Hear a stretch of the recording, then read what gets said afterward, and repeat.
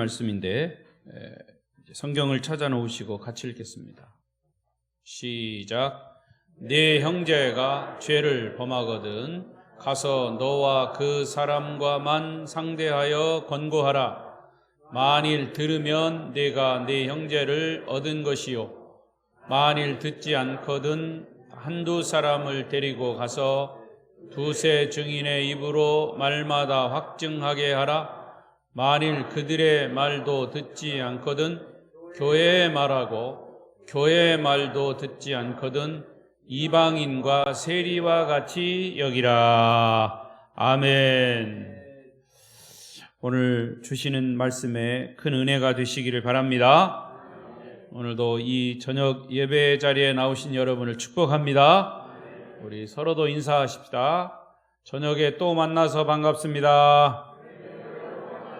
잘 오셨습니다. 은혜 많이 받으세요. 감고사축 감사합니다. 고맙습니다. 사랑합니다. 축복합니다.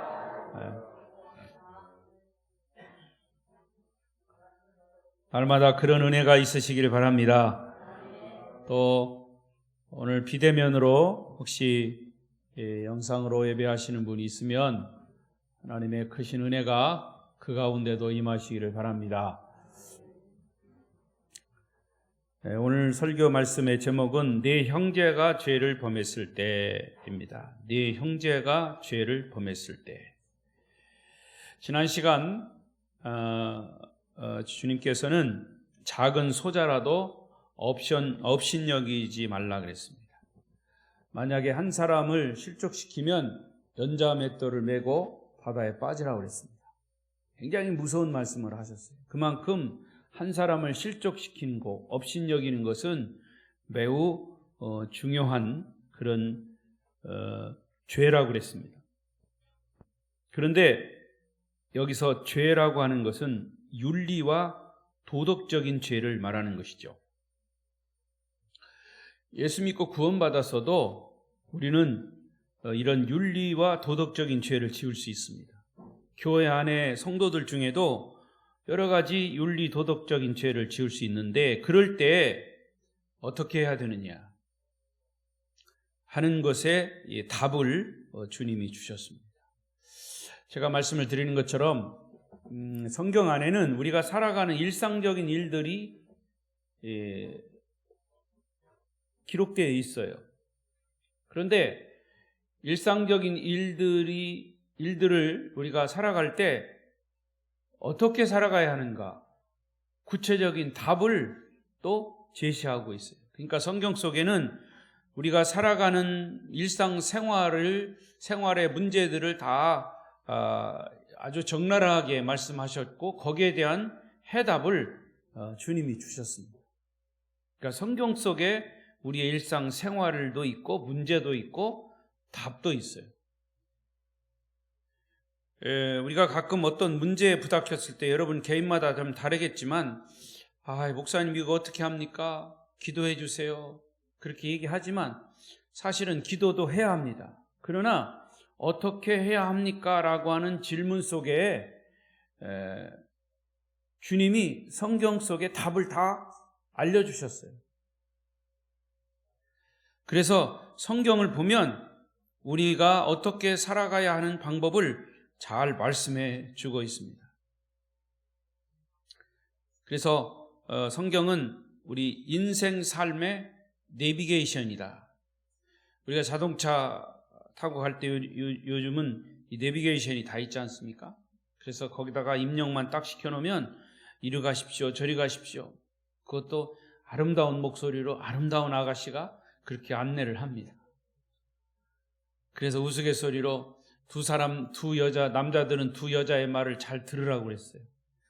첫째, 집에서 아내가 하는 이야기를 잘 듣고, 두 번째는 자동차 탔을 때 자동차에서 말하는 아가씨의 말을 잘 들으라고 그랬다고 그래요. 우스갯소리.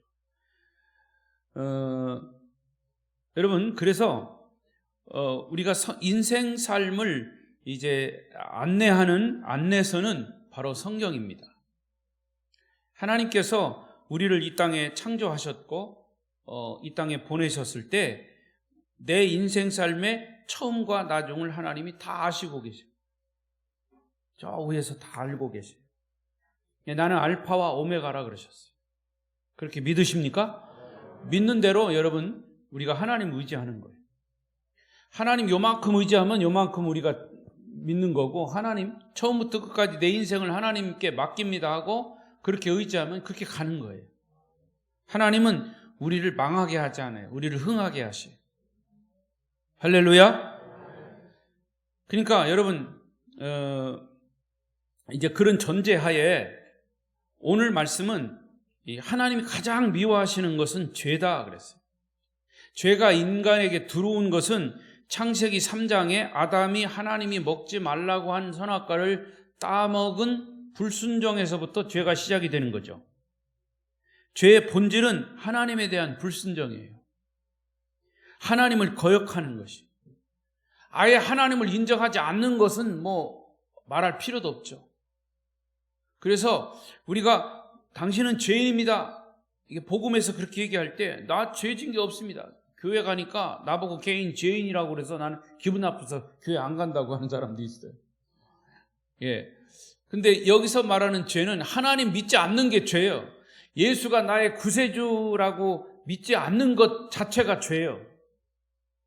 그러니까 죄라고 하는 개념이 다르잖아요. 아무튼 하나님의 존재를 인정하지 않는 것이 죄인데, 죄가 인간에게 들어옴으로 생긴 결과가 세 가지예요. 첫째는 하나님과 인간 사이의 관계를 끊어버렸어요. 죄가 들어옴으로.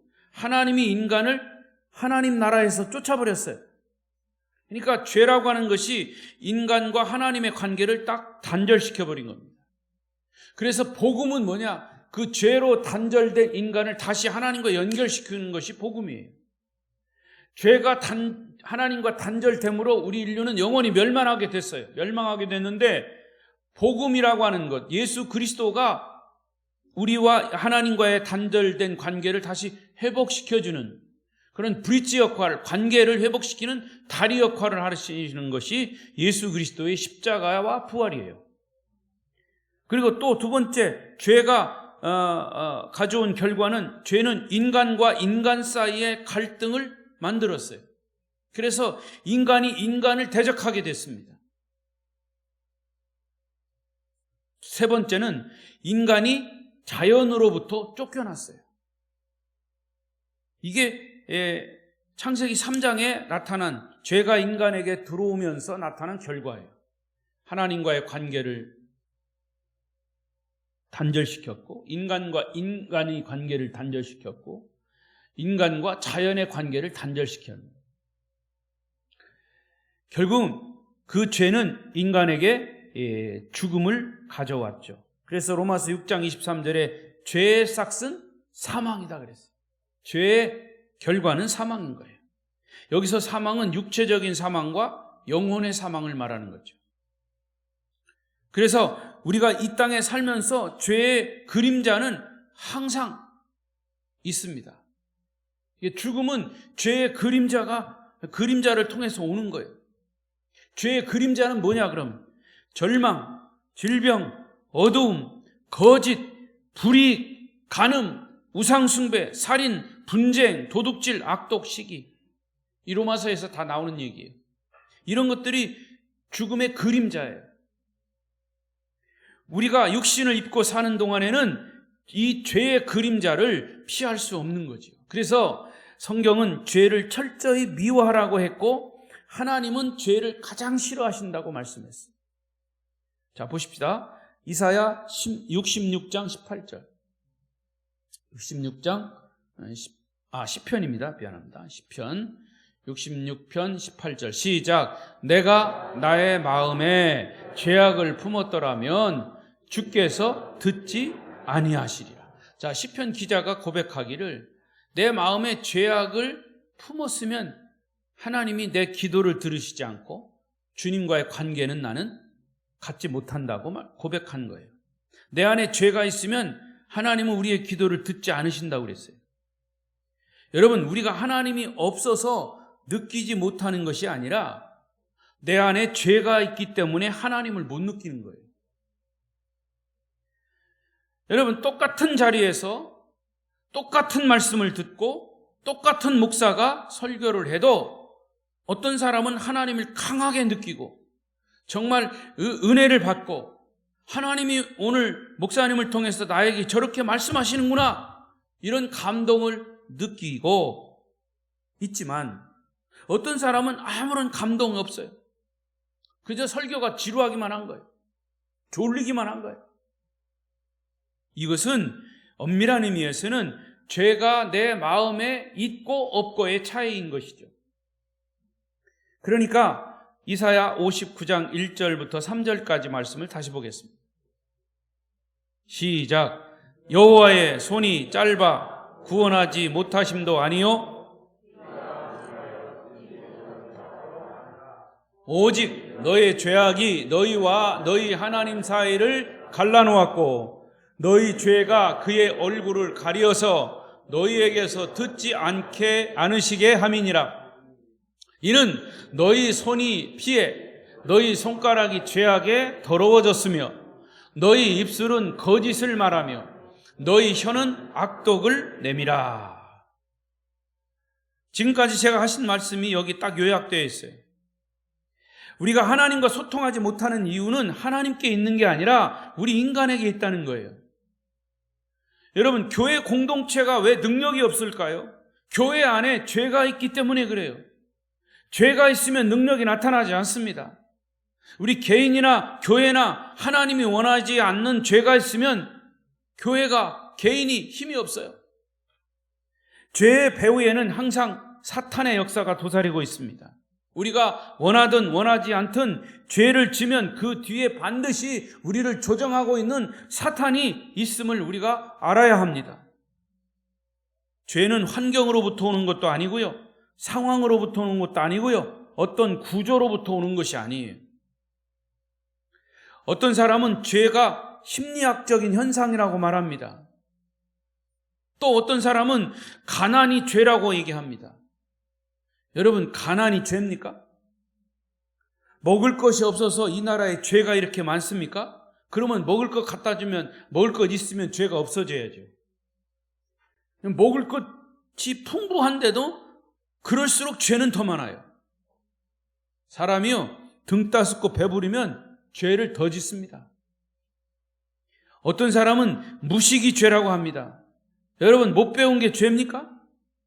그래서 부모들은 자녀들에게 돈을 많이 들이면서 열심히 가르칩니다.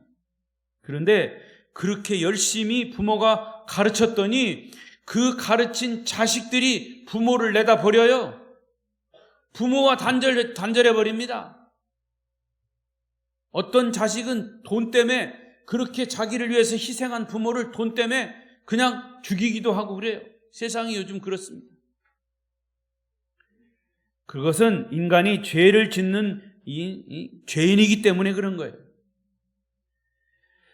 죄인이기 때문에 죄를 짓는 거예요. 죄를 져서 죄인이 아니라 죄인이기 때문에 죄를 짓는 거예요. 그리고 그 배후에는 어두운 사탄이 역사하기 때문이죠. 그래서 가난한 것도, 부자도, 배운 자도, 못 배운 자도 모두가 다 예수를 믿어야 돼요. 할렐루야. 그래야 죄가 퇴치되는 거예요. 죄를 바로 알아야, 예수를 바로 믿으면 죄가 무엇인가는 알 수 있게 되죠. 요즘요, 사람들이요, 죄를 져도 그게 죄인지 아닌지 몰라요. 그래, 요즘 아주 그냥, 저 개인적으로는, 여러분은 뭐 어떤지 모르겠습니다만은, 대통령 되겠다고 하는 사람들이 다 거짓말하면서 저렇게 자기는 거짓말 안 했다요. 잘못 없다는 거예요. 뻔한 것인데도 그렇게 죄를 지으면서도 대통령이 되겠다는 거예요. 그럼 그런 죄인들, 거짓말하는 그런 대통령이 어떻게 나라를, 국민을 편안하게 할 수 있겠냐 이거죠. 여러분, 기도하시면서 정말 이 나라 대통령 잘 뽑아야 돼요. 내가 누구 뽑으라고 하는 이건 안 하겠어. 그러면 선거법에 이게 잘 걸릴지 모르니까. 그러나 여러분, 정말 국민이 정신 차려야 돼요. 특히 우리 그리스도인들이 기도하면서 하나님 주신 지혜로 대통령을 뽑아야 한다, 그 말입니다. 아멘? 죄는 우리를 죽음으로 몰고 가요. 죄는 하나님과 인간의 관계를 끊어버리고 우리를 비참하게 파괴시켜버립니다. 그래서 죄는 우리를 무능하게 만들고 우리의 육체와 인격을 파괴하고 마음의 기쁨도 다 빼앗아가 버리는 게 죄예요. 결국 우리 인간은 스스로 죄의 문제를 해결할 수 없는 존재예요. 그래서 예수 그리스도가 이 땅에 오셔서 우리의 죄를 대신해서 십자가에 죽어 사흘 만에 부활하심으로 인간의 죄의 문제를 완벽하게 해결하셨습니다. 그 복음을 우리가 믿어야 우리가 사는 거죠. 그래서 우리는 예수 믿어야 되고 구원받아야 되고 천국에 이르게 돼야 할 것입니다. 이것이 복음이에요. 오늘 본문은 이런 죄를 지은 형제에 대해서 주님이 어떤 태도를 취하라고 하시는지 보겠습니다. 한마디로 결론을 내리면 죄는 용서하되 죄인은 용납하지 말라요. 잘못 얘기했나요? 그렇죠, 여러분. 죄인은 용납하되 죄는 다 퇴치시키라는 얘기예요. 그러니까 주님의 이 기본적인 태도예요. 오늘 본문 15절 서두에 내 형제가 죄를 범하거든 그랬어요. 내 형제가 죄를 범하거든. 여기서 형제는 함께 예수 믿는 성도들을 말하는 것이죠. 그러니까 이 교회 공동체 안에도 도덕 윤리적인 죄를 짓는 사람들이 있을 수 있어요. 교회는 선한 사람만 있는 것이 아니죠. 갖가지 종류의 사람들이 다 모인 것이, 그러면서 날마다 말씀 듣고 변화되어 가는 것이 교회죠. 따라서 교회는 언제나 문제가 생길 수 있는 곳이고, 어떤 성도가 도덕적이고 윤리적인 죄를 지었을 때 어떻게 해야 되는가? 주님이 얼마나 세밀하신 분인지 서두에 제가 말씀드린 것처럼 성경은 우리가 일상적으로 살아가는 모든 이 삶의 일체를 말씀하셨고 거기에서 일어나는 문제에 대한 해답도 주님이 말씀하셨어요. 자, 그러면 죄를 지으면 일시적으로 하나님과의 관계가 끊어져요. 죄를 짓는 사람은 기도가 하기 어려워져요. 기도하려고 앉아도 기도가 되지 않아요. 그러다가 죄를 지으면 교회 공동체와 단절이 돼요. 이때 그 죄 지은 형제에 대해서 교회가 어떻게 대처해야 되느냐 하는 것을 주님이 말씀하셨어요. 먼저는 그를 섣불리 죄를 졌다고 내어 쫓으면 안 돼요. 그를 포기해서도 안 돼요.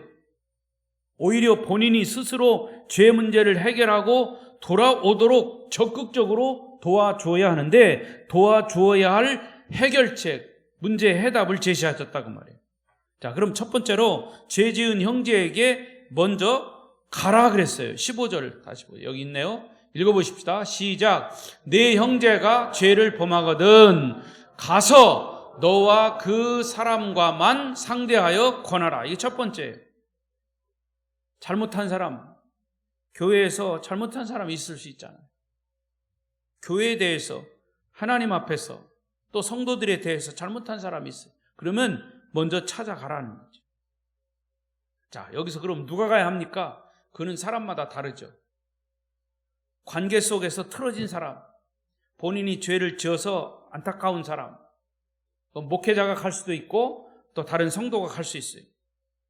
그게 중요한 게 아니라 먼저 가라라고 하는 것이, 누가 가든 그 죄은 형제에게 먼저 찾아가라는 거예요. 다른 사람 데리고 가지 말고, 개입시키지 말고 단 둘이 만나서 그에게 권면하라는 겁니다. 저는 이런 경험을 많이 했어요. 목회하면서 여러 가지 결과가 나타났죠. 그런데 성경에 나타난 이 말씀대로 그대로 적용을 했어요. 우리는 죄 지은 성도가 있으면 먼저 누가 뭐라고 했다더라, 사실을 확인하지도 않고 소문만 듣고 뒤에서 그를 헐뜯고 흉보고 소문 퍼뜨리고 뒷담화합니다. 잘못된 거예요. 여러분, 교회에서 소문이 무서운 거예요. 그래서 성도들끼리도 작은 것 가지고 하다못해 누가 아픈 것, 무슨 잘못한 것, 이런 것들이 있으면 그냥 소문내지 않으려고 그걸 자꾸 숨기려고 해요. 물론 숨겨야 되는 것도 있죠. 근데 잘못한 거 자꾸 이 퍼뜨립니다. 근데 그 퍼뜨리는 것이 확인되지도 않은 거예요. 요즘 흔히 말하는 팩트냐 사실이냐 아니냐 이것도 확인하지 않은 채 그냥 옆 사람 누구한테 들은 거 가지고 자꾸 얘기하고 속으로 경멸합니다. 그러다가 어쩌다가 그 죄 지은 형제를 만나면 겉으로는 아닌 것처럼 이해하는 것처럼 하면서 속으로는 웃고 비웃고 그를 경멸합니다. 이게 위선적인 행동이에요. 과연 이런 태도가 형제를 진정으로 사랑하는 태도인가? 돌아봐야 합니다. 다른 사람을 개입시키지 말고 단도직입적으로 만나서 그 형제에게 권면하는 것이 옳은 태도인 것을 주님이 첫 번째 해결책으로 제시하신 거예요. 그리고 권면하라고 하는 것은 그 사람이 나에게 저지른 죄가 있다면 그 허물을 구체적으로 지적하라는 거예요. 잘못이 무언가를 얘기하라는 거예요. 빙빙 돌려서 말하지 말고 직접 단도직입적으로 얘기하라는 거예요. 그 사람이 지은 죄가 뭔 것을 알아야 된다 그 말이죠. 참 결코 쉬운 일은 아니에요. 그러나 이 방법은 주님이 제시하신 방법이기 때문에 해답입니다. 그 대신 보세요. 내가 하나님이 돼서 그 사람을 야단치듯이 하면 큰 오해가 생길 수 있기 때문에 단독으로 만나더라도 내가 기도하면서 성령의 인도하심을 철저히 따라야 합니다. 정말 그 형제를 사랑하는 아버지의 마음을 가지고 하나님 아버지의 마음을 가지고 또 그 상대방의 입장에 서서 때로는 눈물을 흘리면서까지 같이 아파하면서까지 권고하라는 그런 말씀이죠. 여기서 권고라고 하는 말의 의미는 해도 좋고 안 해도 좋다는 뜻이 아니라 하지 않으면 그 영혼을 잃어버린다 라고 하는 강한 의지를 나타내는 단어예요. 참으로 우리가 성령 충만해서 기도의 능력과 아울러 사랑한 마음으로 그 사람의 죄를 지적하고 같이 기도하고 같이 눈물을 흘릴 때 성령이 역사하셔서 그 사람의 마음을 만져주시게 됩니다. 위로하고 용서하게 되는 것이죠. 그래서 그 어려운 문제들을 해결해 나가시는 겁니다. 저는 이런 경험들을 많이 했어요. 그런 은혜가 여러분에게 있기를 바랍니다. 그 다음에 15절 끝부분에 보면 만일 들으면 내가 내 형제를 어떻게 한 거다? 얻은 것이다.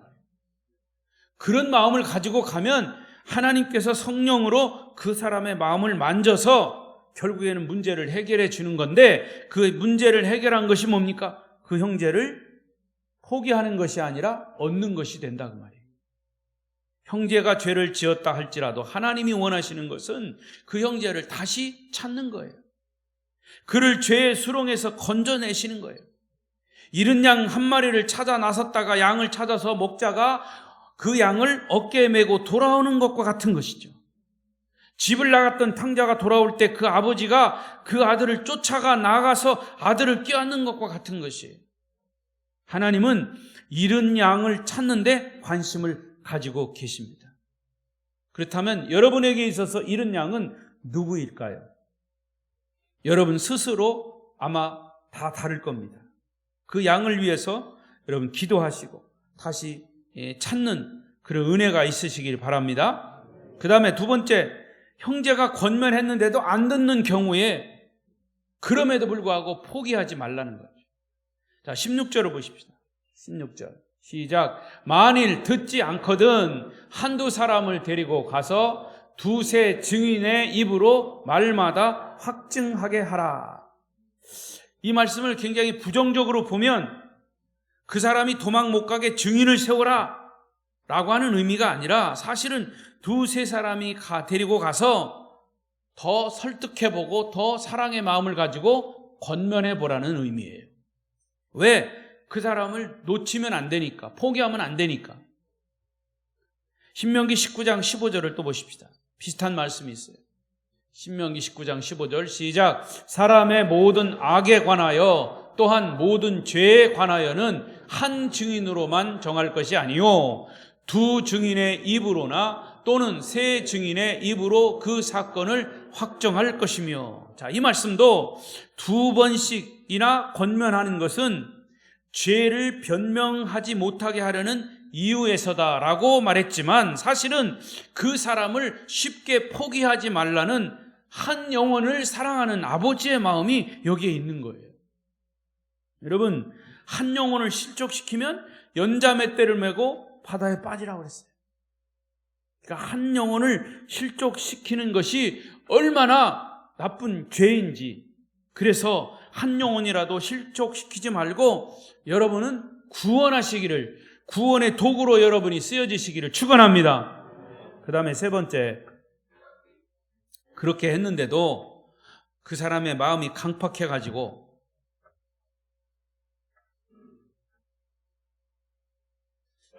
강팍하다라고 하는 말보다 고집이 세든가 아니면 정말 마귀에게 확 잡혔다든가 이렇게 해서 돌이키지 않고 회개하지 않으면 이제 교회 공동체, 교회 전체 힘을 동원하라는 얘기예요. 17절입니다. 본문 17절 시작. 만일 교회 말도 듣지 않거든 이방인과 세리와 같이 여기라.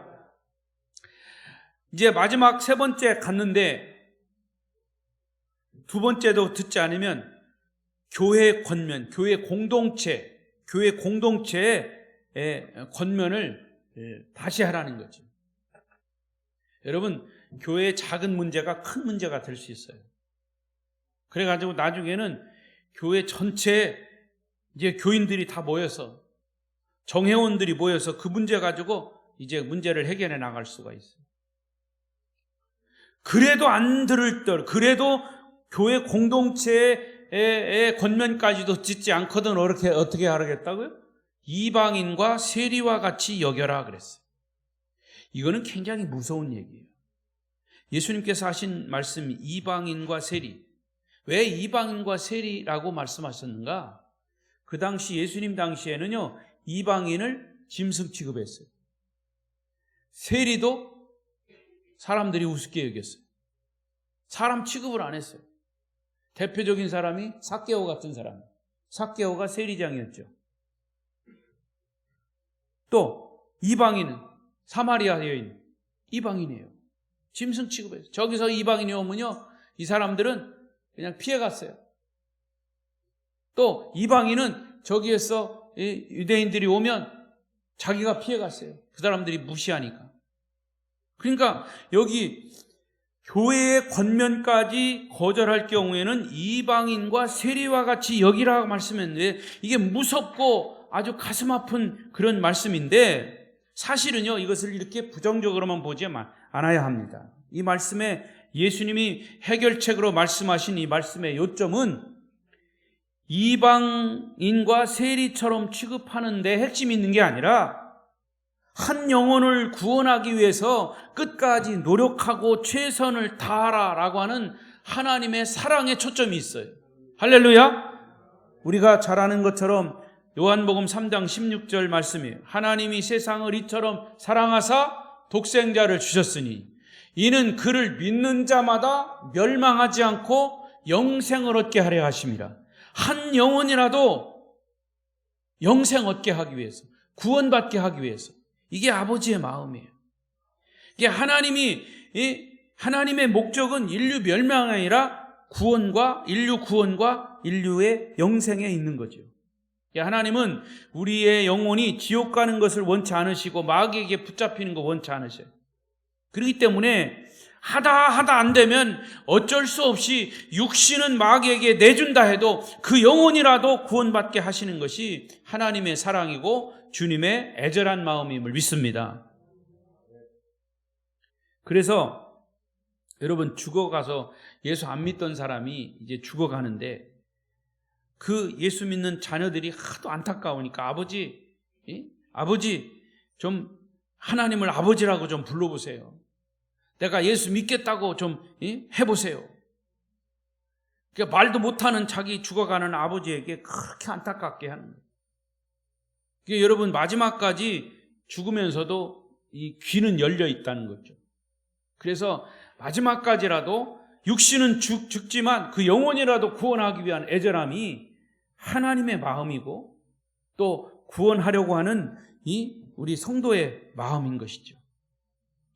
자, 이제 말씀을 정리하겠습니다. 형제가 죄를 범했을 때 형제의 실수를 비웃거나 업신여겨서는 안 됩니다. 흉보는 일도 안 되고 왕따시키는 일도 교회 안에서는 있어서는 안 돼요. 개인의 잘못이 있다면 1대1로 만나서 기도하고 권면하라고 했어요. 그래도 안 되면 증인을 가져가서 또 권면해보라고 그랬어요. 그래도 마음이 강팍해서 안 들으면 교회 공동체 문제를 내놓고 그것을 가지고 해결하는 건데, 그 핵심은 뭐냐? 그 사람을 쫓아내는 데 핵심이 있는 게 아니라 그 사람을 어떻게 하든지 구원하려고 하는 그런 마음을 가지라고 하는 것이 주님의 마음이에요.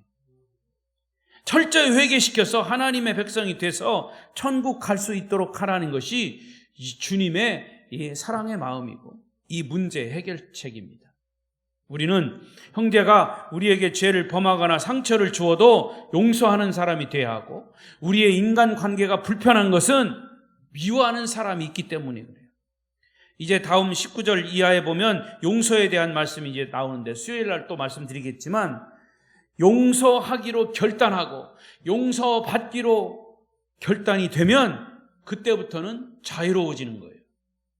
여러분, 우리 마음이 왜 불편한 줄 아세요? 내가 미워하는 사람 때문에. 그래서 용서가 안 되고 용서를 못하기 때문에 그런 거예요. 용서도 받아지지도 않았어요.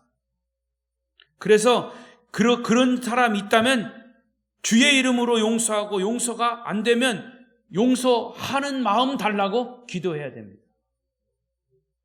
할렐루야. 제가 마지막 간단하게 간증하고 기도하겠습니다. 저도요, 그런 사람이 하나 있어요. 이제는 있었어요.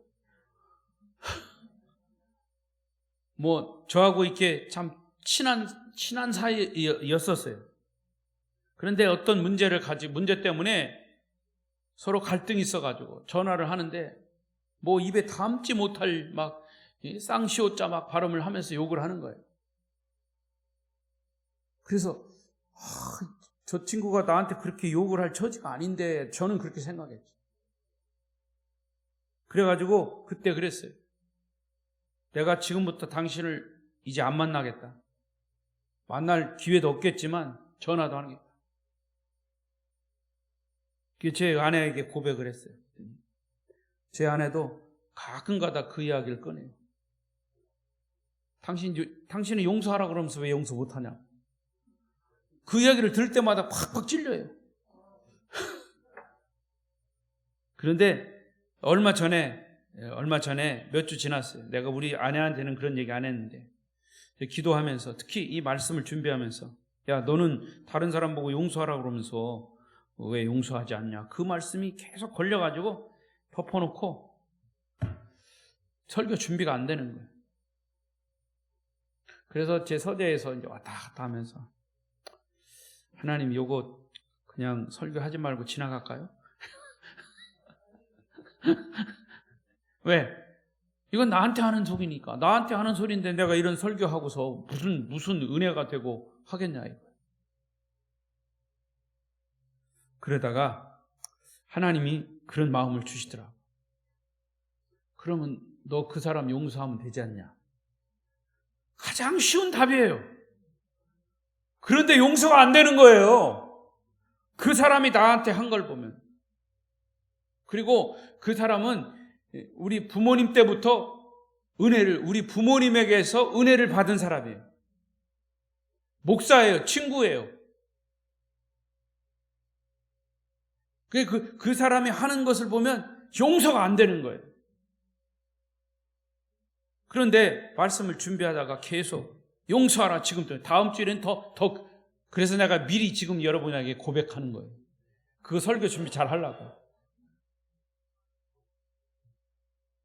우리 집사람도 잘 들으세요.